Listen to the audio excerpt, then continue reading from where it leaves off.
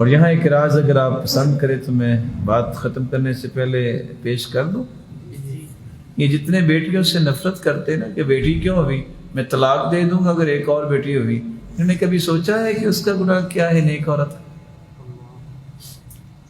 اس کا کیا گناہ ہے؟ بیٹیاں اور بیٹے دینے والا کون ہے؟ امام احمد بن حنبل کے پاس ایک شخص آیا نا، کہتے ہیں میری 9 بیٹیاں ہیں، تو مسکرا کے کہتے ہیں خوش ہو جاؤ، اللہ نے اپنے نبیوں کو اکثر بیٹیاں ہی دی. الانبیاء، انبیاء جو ہوتے ہیں بیٹیوں کے والد ہوتے ہیں. اور اس لیے سلف کہا کرتے تھے البنون نعمہ والبنات حسنات فاللہ یحاسب علی النعم ویجازی بالحسنات. بیٹے نعمتیں ہوتے ہیں اور بیٹیاں تو نیکیاں ہوتی ہیں. اللہ نیکیوں کا تو بدلہ دے گا، نعمتوں کا حساب لے گا. وہ ایک شخص جس کی ایک بیٹی ہوئی پھر دوسری ہوئی، وہ خامد نے گاری آنا چھوڑ دیا. عورت نیک تھی، صبر کیا. ایک دن وہ گھر کے پاس سے گزر رہا تھا تو اس نے 2 لفظ بولے، ما لأبی حمزة لا يأتینا غضبان الا تلد البنین. کیا ہو گیا ابو حمزہ کو، یہ ہمارے پاس کیوں نہیں آتا؟ اس لیے ناراض ہے کہ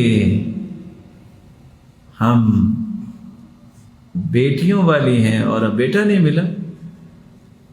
آگے اس نے جو لفظ بولا جو سبق ہے، ما لأبی حمزة لا يأتینا غضبان الا تلد البنین نحن زرع ننبت ما يزرع فینا.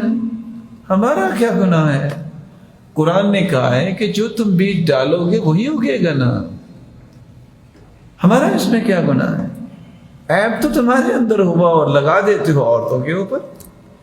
اگر یہ عیب ہے تو، حالانکہ یہ عیب نہیں ہے. انسان کو یہ سوچنا چاہیے کہ میں جس بات پہ اعتراض کر رہا ہوں اس میں اس بیچارے کا کیا دخل ہے. اللہ کے رسول صلی اللہ علیہ وآلہ وسلم نے اس لیے فرمایا تھا لا تکرہ البنات، بیٹیوں سے نفرت نہ کیا کرو، یہ بہت مہنگی ہوتی ہے. اللہ عز و جلال سب کی بیٹیوں کو نیک بنائے اور ان کے خوبصورت ایمان والے سلسلے بنائے. جو پریشان حال ہیں اللہ تعالیٰ ان کی پریشانی کو دور فرمائے.